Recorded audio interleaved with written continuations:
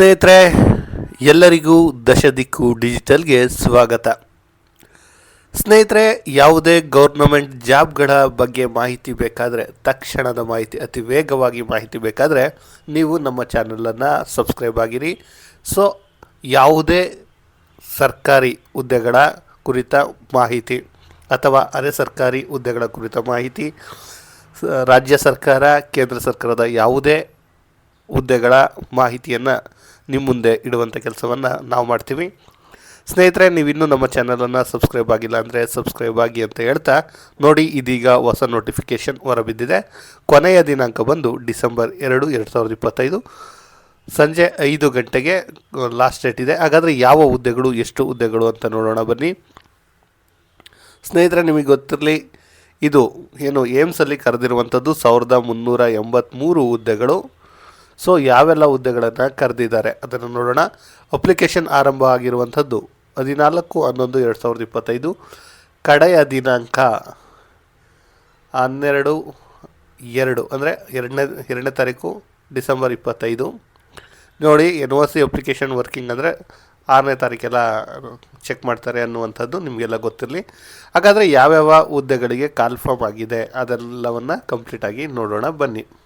ಮತ್ತು ಅರ್ಹತೆ ಏನು, ಯಾವ ಹುದ್ದೆಗಳು ಕಾಲ್ಫಾರ್ಮ್ ಆಗಿದೆ, ಎಷ್ಟೆಷ್ಟು ಪೋಸ್ಟ್ ಕಾಲ್ಫಾರ್ಮ್ ಆಗಿದೆ ಅದೆಲ್ಲವನ್ನು ನೋಡೋಣ. ಸ್ನೇಹಿತರೆ, ಇಲ್ಲಿ ನೋಡಿ, ನಾನು ಯಾವ್ಯಾವ ಹುದ್ದೆಗೆ ಎಷ್ಟೆಷ್ಟು ವರ್ಷ ಏನು ಏಜ್ ಲಿಮಿಟ್ ಅಂತ ಹೇಳ್ತೀನಿ. ಅದಕ್ಕೂ ಮುಂಚೆ ಯಾರ್ಯಾರಿಗೆ ಎಷ್ಟೆಷ್ಟು ಏಜ್ ರಿಲ್ಯಾಕ್ಸೇಷನ್ಸ್ ಇದೆ ಅಂದರೆ SC/STಗೆ 5 ವರ್ಷ, OBCಗೆ 3 ವರ್ಷ, PWED ಏನಿದ್ದಾರೆ ಅವರಿಗೆ 10 ವರ್ಷ ಏನು ಏಜ್ ಎಕ್ಸ್ಟೆಂಡ್ ಇರುತ್ತೆ ಅನ್ನುವಂಥದ್ದು ನಿಮಗೆ ಗೊತ್ತಿರಲಿ.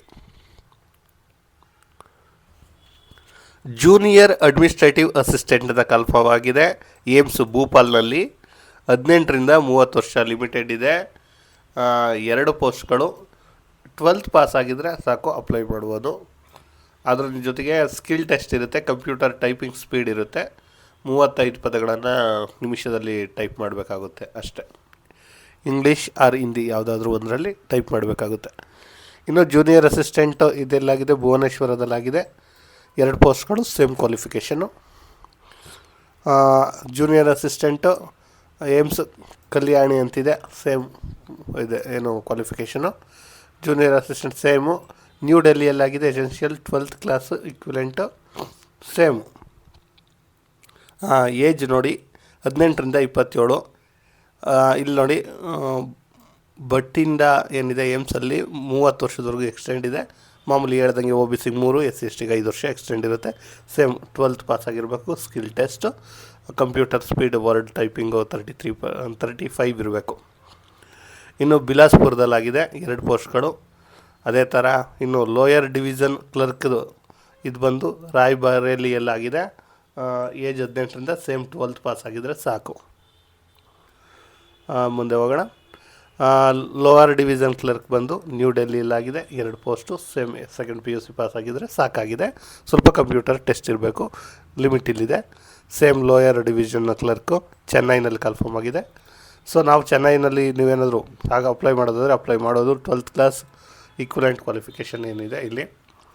ಲೋಯರ್ ಡಿವಿಷನ್ ಕ್ಲರ್ಕ್ ಇದೆ, ಇಲ್ಲೂ ಕೂಡ ಇಲ್ಲಿ ಅಹಮದಾಬಾದಲ್ಲಿದೆ. ಸೇಮು 18ರಿಂದ 27 ವರ್ಷ, 12th ಪಾಸ್ ಆಗಿರಬೇಕು, ಕಂಪ್ಯೂಟರ್ ಇದಿರಬೇಕು. ಕೋಲ್ಕತ್ತಾದಲ್ಲಾಗಿದೆ, ನಿಮಗೆ ಗೊತ್ತಿಲ್ಲ, 2 ಪೋಸ್ಟು. ಇಲ್ಲೂ ಕೂಡ ಅಪ್ಲೈ ಮಾಡ್ಬೋದು, ಲೋಯರ್ ಡಿವಿಷನ್ ಕ್ಲರ್ಕು. ಇನ್ನು ಜಲಾಲ್ಪುರದಲ್ಲಾಗಿದೆ, same qualification, same post. Same post ಪುಣೆಯಲ್ಲೂ ಕೂಡ ಆಗಿದೆ. ಇನ್ನು ಭೂಪಾಲಲ್ಲೂ ಕೂಡ ಆಗಿದೆ, ನೋಡ್ತಾ ಇದ್ದೀರಾ. ಇನ್ನು ಇಲ್ಲೂ ಕೂಡ ಆಗಿದೆ ನೋಡಿ, ದೇಹೋಗಾರಲ್ಲೂ ಆಗಿದೆ, ಸೇಮ್. ಬಟ್ ಇಲ್ಲಿ ನೋಡಿ, ಸೀನಿಯರ್ ಅಡ್ಮಿನಿಸ್ಟ್ರೇಟಿವ್ ಅಸಿಸ್ಟೆಂಟ್ ಏನು UDC ಅಂತ ಏನಿದೆ ಇದು. ಬಟ್ ಇಲ್ಲಿ 21ರಿಂದ 30 ವರ್ಷ, 4 ಪೋಸ್ಟ್ಗಳು. ಇಲ್ಲಿ ಬೇಕಾಗಿರುವಂಥದ್ದು ನಿಮಗೆ ಗೊತ್ತಿರಲಿ ಏನು ಅಂದರೆ ಡಿಗ್ರಿ ಆಗಿರಬೇಕು. ಇಷ್ಟೊತ್ತು ನಾವು ನೋಡಿದ್ದೇನು, ಲೋಯರ್ ಕ್ಲರ್ಕು ಮತ್ತು ಜೂನಿಯರ್ ಅಸಿಸ್ಟೆಂಟ್ಗೆ ಸೆಕೆಂಡ್ PUC ಆಗಿರಬೇಕಿತ್ತು. ಬಟ್ ಇದು ಡಿಗ್ರಿ ಆಗಿರಬೇಕಾಗುತ್ತೆ. ಸೇಮ್ ಸ್ಕಿಲ್ ಟೆಸ್ಟು 35 ಪದಗಳನ್ನು ಟೈಪ್ ಮಾಡಬೇಕಾಗುತ್ತೆ. ಇನ್ನು ಅಪ್ಪರ್ ಡಿವಿಷನ್ನು ರಾಯ್ಬರೇಲಿಯಲ್ಲಿ 4 ಪೋಸ್ಟ್ ಇದೆ. ಸೇಮ್ ಡಿಗ್ರಿ ಆಗಿರಬೇಕಾಗುತ್ತೆ. ಕಂಪ್ಯೂಟರ್ ಬಗ್ಗೆ ಗೊತ್ತಿರಬೇಕು, ಸ್ಕಿಲ್ ಟೆಸ್ಟ್ ಇರಬೇಕು. ಇನ್ನು ರಾಜ್ಕೋಟಲ್ಲಾಗಿದೆ ನೋಡಿ 4 post, same upper division new ಡೆಲ್ಲಿಲಾಗಿದೆ, ಚೆನ್ನೈಯಲ್ಲಾಗಿದೆ, ಹೈದ್ರಾಬಾದಲ್ಲಾಗಿದೆ. ನೋಡಿ, ನೀವು ಇಲ್ಲೂ ಕೂಡ ಅಪ್ಲೈ ಮಾಡ್ಬೋದು, ಹೈದ್ರಾಬಾದಲ್ಲೂ ಕೂಡ ಅಪ್ಪರ್ ಡಿವಿಷನ್ ಕ್ಲರ್ಕು. ಇನ್ನು ಅದಾದಮೇಲೆ ಮತ್ತೆ ನ್ಯೂ ಡೆಲ್ಲಿಯಲ್ಲಿ ಆಗಿದೆ ಅಪ್ಪರ್ ಇದು. ಏಮ್ಸ್ ಭೂಪಾಲಲ್ಲೂ ಕೂಡ ಆಗಿದೆ. ಇನ್ನು ರಾಯ್ಬರೇಲಿಯಲ್ಲಿ ಜೂನಿಯರ್ ಇಂಜಿನಿಯರಿಂಗ್ ಆಗಿದೆ 6. ಇಲ್ಲಿ ಸಿವಿಲ್ ಇಂಜಿನಿಯರಿಂಗ್ ಏನೋ ಮಾಡಿರ್ತೀರ ಅವ್ರು ಅಪ್ಲೈ ಮಾಡ್ಬೋದಾಗುತ್ತೆ. 2 ಇಯರ್ಸ್ ಎಕ್ಸ್ಪೀರಿಯೆನ್ಸ್ ಇರಬೇಕು, ಸೊ ಅದಾಗುತ್ತೆ. ಇನ್ನು ಭೋಪಾಲಲ್ಲಿದೆ same junior engineering, same degree ಆಗಿರಬೇಕು. ಅಂದರೆ ಡಿಗ್ರಿ ಅಂದರೆ ಇಂಜಿನಿಯರಿಂಗ್ ಆಗಿರಬೇಕಾಗುತ್ತೆ. ಆಮೇಲೆ ಮಂಗಲಗಿರಿಯಲ್ಲಾಗಿದೆ 6 ಪೋಸ್ಟು, ಸೇಮ್ ಇದಿರುತ್ತೆ. ರಾಯ್ಬರೇಲಿಲಾಗಿದೆ, ವಿಜಯಪುರದಲ್ಲಾಗಿದೆ, ಸೇಮ್ ಇದಿರಬೇಕಾಗುತ್ತೆ. ಇನ್ನುಳಿದಂತೆ ಜೂನಿಯರ್ ಇಂಜಿನಿಯರಿಂಗ್ ಎಲೆಕ್ಟ್ರಾನಿಕ್ ಎಲ್ಲಪ್ಪ ಇದು, central armed police force institute medical science ಏನಿದೆ ಇದರಲ್ಲೂ ಕೂಡ ಅದೇ ಸೇಮ್ ಕನ್ಫರ್ಮ್ ಆಗಿದೆ. ಜೂನಿಯರ್ ಸೇಮ್ ರಾಯ್ಪುರದಲ್ಲಾಗಿದೆ 7, ಬಟ್ ಇಲ್ಲಿ 5 ಇಯರ್ಸ್ ಎಕ್ಸ್ಪೀರಿಯೆನ್ಸ್ ಬೇಕಾಗುತ್ತೆ. ಅಸಿಸ್ಟೆಂಟ್ ಇಂಜಿನಿಯರಿಂಗ್ ಏನಿದೆ ಭೂಪಾಲಲ್ಲಿದೆ ಸೇಮು. ರಾಯ್ಬರೇಲಿಯಲ್ಲಿ 6 ಪೋಸ್ಟ್ ಇದೆ, ಇಂಡಿಯಾದಲ್ಲಿ ಇನ್ಸ್ಟಿಟ್ಯೂಟ್ ಆಫ್ ಇಂಡಿಯಾದಲ್ಲಿ ಇರುವಂಥದ್ದು. ಇನ್ನೆಲ್ಲಿದೆ ಜೂನಿಯರ್ ಆಡಿಯೋಲಾಜಿಸ್ಟ್ ಸ್ಪೀಚ್ ಥೆರಪಿ ಟೆಕ್ನಿಕಲ್ ಇದೇನಿದೆ ಇದು ಬಠಿಂಡದಲ್ಲಾಗಿದೆ, ಭೂಪಾಲಲ್ಲಾಗಿದೆ. ಇದಕ್ಕೇನಾಗಿರ್ಬೇಕು ಅಂದರೆ BSc ಆಗಿರಬೇಕಾಗುತ್ತೆ. ಕಲ್ಯಾಣಿಯಲ್ಲಾಗಿದೆ, ರಾಯ್ಬರೇಲಿಲಾಗಿದೆ, ಡೆಲ್ಲಿಲಾಗಿದೆ. ಪಾಟ್ನಾ ಇನ್ಯಾವುದು ಎಲೆಕ್ಟ್ರಿಷಿಯನ್ ಅಂದು ವೈರ್ಮ್ಯಾನ್ ಲೈನ್ಮ್ಯಾನ್ಸ್ಗಳದ್ದು ಕೂಡ ಕನ್ಫರ್ಮ್ ಆಗಿದೆ. ನೋಡಿ, ಇದು ಇಂಪಾರ್ಟೆಂಟು. 10th ಸ್ಟ್ಯಾಂಡರ್ಡ್ ಪಾಸ್ ಆಗಿದ್ರೆ ಸಾಕು, ITI ಡಿಪ್ಲೊಮಾ ಸರ್ಟಿಫಿಕೇಟ್ ಇದ್ರೂ ಸಾಕು, ಅಪ್ಲೈ ಮಾಡ್ಬೋದು. ಪಾಟ್ನಾದಲ್ಲಾಗಿದೆ, ರಿಷಿಕೇಶಲ್ಲಾಗಿದೆ ಲೈನ್ಮ್ಯಾನ್ ಅಥವಾ ಎಲೆಕ್ಟ್ರಿಷಿಯನ್. ಪಾಟ್ನಾದಲ್ಲಾಗಿದೆ ವೈರ್ಮ್ಯಾನ್ಗಳು. ಅಪ್ಲೈ ಮಾಡೋದ್ರಲ್ಲಿ ತಪ್ಪೇನಿಲ್ಲ, ಅಪ್ಲೈ ಮಾಡ್ಬೋದು. ರಿಷಿಕೇಶದಲ್ಲಿ ಮತ್ತು ಮನಿಫೋಲ್ಡ್ ಟೆಕ್ನಿಷಿಯನ್ ಅಂತ ಏನಿದೆ, ಗ್ಯಾಸ್ ಸ್ಟೀವರ್ಡ್ ಅವೆಲ್ಲ ಇರುತ್ತಲ್ಲ ಅವರು. ರಿಷಿಕೇಶ್ 7 ಪೋಸ್ಟ್ಗಳು. ಇಲ್ಲಿ ಡಿಗ್ರಿ ಆಗಿರಬೇಕು. ರಿಷಿಕೇಶಲ್ಲಿ ತುಂಬ ಆಗಿದೆ ನೋಡಿ, ಎಸೆನ್ಷಿಯಲ್ 12th 5 ಇಯರ್ ಎಕ್ಸ್ಪೀರಿಯನ್ಸ್ ಅಂತ ಕೇಳಿದೆ. JNUಯಲ್ಲೂ ಕೂಡ ಆಗಿದೆ. ಅಂದರೆ Jawaharlal institute of post graduate medical education and ರಿಸರ್ಚಲ್ಲಿ 7 ಪೋಸ್ಟ್ ಇದೆ. ಹೀಗೆ ಪಾಟ್ನಾದಲ್ಲಿ ಇರುವಂಥದ್ದು. ಮತ್ತು ಹೀಗೆ ನೋಡಿ, ಅಸಿಸ್ಟೆಂಟ್ ಲ್ಯಾಂಡರಿ ಸೂಪರ್ವೈಸರ್ ಕನ್ಫರ್ಮ್ ಆಗಿದೆ.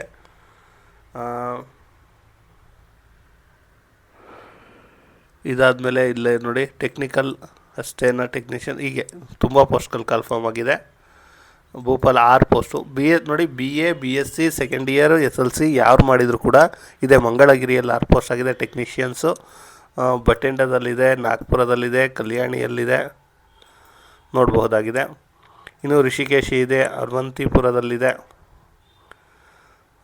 ಡೆಲ್ಲಿಲಿದೆ, ಬಿಲಾಸ್ಪುರದಲ್ಲಿದೆ, ರಾಯ್ಬರೇಲಿ, ರಾಜ್ಕೋಟಲ್ಲಿದೆ, ಗುವಾಹಟಿಯಲ್ಲಿದೆ, ಜೋಧ್ಪುರದಲ್ಲಿದೆ, ನ್ಯೂ ಡೆಲ್ಲಿಯಲ್ಲಿ ತುಂಬ ಪೋಸ್ಟ್ಗಳು ನ್ಯೂ ಡೆಲ್ಲಿಯಲ್ಲಿ ಕನ್ಫರ್ಮ್ ಆಗಿದೆ. ಗುವಾಹಟಿ. ಮತ್ತು ನೋಡಿ ಜೂನಿಯರ್ ಅಕೌಂಟ್ ಆಫೀಸರ್ ಅಂತಿದೆ, ಇದು ಡಿಗ್ರಿ ಆಗಿರಬೇಕು ಯೂನಿವರ್ಸಿಟಿಲಿ. 2 ಇಯರ್ಸ್ ಎಕ್ಸ್ಪೀರಿಯೆನ್ಸ್ ಅಂತ ಇರಬೇಕು ಅಂತ ಹೇಳ್ತಾ ಇದ್ದಾರೆ. ಹೀಗೆ ಗುವಾಹಟಿ ನಮ್ಮ ಕರ್ನಾಟಕದಲ್ಲೆಲ್ಲಾದರೂ ಆಗಿದೆಯಾ ಅಂತಂದರೆ ಇಲ್ಲಿವರೆಗೂ ಕರ್ನಾಟಕದಲ್ಲಿ ಆಗಿರುವಂಥದ್ದು ಇಲ್ಲೆಲ್ಲೂ ಕಾಣಿಸ್ತಿಲ್ಲ. ದೇಶದಾದ್ಯಂತ ಕನ್ಫರ್ಮ್ ಆಗಿದೆ, ಎಲ್ಲೂ ಕೂಡ ಕರ್ನಾಟಕದ ಬಗ್ಗೆ ಮೆನ್ಷನ್ ಮಾಡಿಲ್ಲ. ಬಟ್ ನೀವು ಅಪ್ಲೈ ಮಾಡ್ಬೋದು. ಚೆನ್ನೈ ಮಾಡ್ಬೋದು, ಹೈದ್ರಾಬಾದ್ ಮಾಡ್ಬೋದು, ನಾಗ್ಪುರ ಮಾಡ್ಬೋದು. ಅಂದರೆ ನಿಮ್ಗೆ ಮಹಾರಾಷ್ಟ್ರದ ನಾಗ್ಪುರ ನಿಮಗೆಲ್ಲಾಗುತ್ತೋ ಅಲ್ಲಿ ನೀವು ಅಪ್ಲೈ ಮಾಡಬಹುದು. ನೋಡಿ ಗೋರಖ್ಪುರದಲ್ಲಿ ಕನ್ಫರ್ಮ್ ಆಗಿದೆ. ಎಲ್ಲ ಕಡೆನೂ 6-7 ಪೋಸ್ಟ್ಗಳು ಕನ್ಫರ್ಮ್ ಆಗಿದೆ. ನೀವು BA BSc second PUC SLC ಮೇಲೆ ಅಪ್ಲೈ ಮಾಡೋರಾದರೆ ಖಂಡಿತ ಅಪ್ಲೈ ಮಾಡಬಹುದು. ಇನ್ನು ಇದರೊಳಗಡೆ ನೀವೆಲ್ಲ ಎಲ್ಲಿ ನಿಮ್ಗೆ ನಿಯರೆಸ್ಟು, ನಿಮ್ಗೆ ಯಾವ್ದು ಸೂಟ್ ಆಗುತ್ತೆ ಅದೆಲ್ಲವನ್ನು ನಿಮಗೆ ಬೇಕು ಅಂದರೆ ನಾನು ಈ ವಿಡಿಯೋದ ಡಿಸ್ಕ್ರಿಪ್ಷನಲ್ಲಿ ಇದರ ಲಿಂಕನ್ನು ಹಾಕಿ, ಅಂದರೆ ಈ PDF ಮೆನ್ಷನ್ ಮಾಡಿರ್ತೀನಿ. ನೀವು ಕ್ಲಿಕ್ ಮಾಡಿ ಇದರ ಸಂಪೂರ್ಣ ಮಾಹಿತಿಯನ್ನು ನೋಡಬಹುದಾಗಿದೆ. ಸ್ನೇಹಿತರೆ, ಈ ವಿಡಿಯೋ ಏನಾದರೂ ನಿಮಗೆ ಇಷ್ಟ ಆಯಿತು ಅಂದರೆ ತಪ್ಪದೇ ಒಂದು ಲೈಕ್ ಮಾಡಿ, ನಿಮ್ಮ ಸ್ನೇಹಿತರಿಗೆ ಶೇರ್ ಮಾಡೋದನ್ನು ಮರಿಬೇಡಿ. ಅದಕ್ಕಿಂತ ಮುಂಚಿತವಾಗಿ ನೀವಿನ್ನೂ ನಮ್ಮ ಚಾನಲನ್ನು ಸಬ್ಸ್ಕ್ರೈಬ್ ಆಗಿಲ್ಲ ಅಂದರೆ ಈ ಕೂಡಲೇ ಸಬ್ಸ್ಕ್ರೈಬ್ ಆಗಿ, ಹಾಗೂ ಪಕ್ಕದಲ್ಲೇ ಇರುವಂತಹ ಬೆಲ್ ಬಟನನ್ನು ಒತ್ತುವ ಮೂಲಕ ಸದಾ ನೋಟಿಫೈ ಆಗಿರಿ ಅಂತ ಹೇಳ್ತಾ ಈ ವಿಡಿಯೋನ ಇಲ್ಲಿಗೆ ಮುಗಿಸ್ತಾ ಇದ್ದೇನೆ. ಧನ್ಯವಾದಗಳು.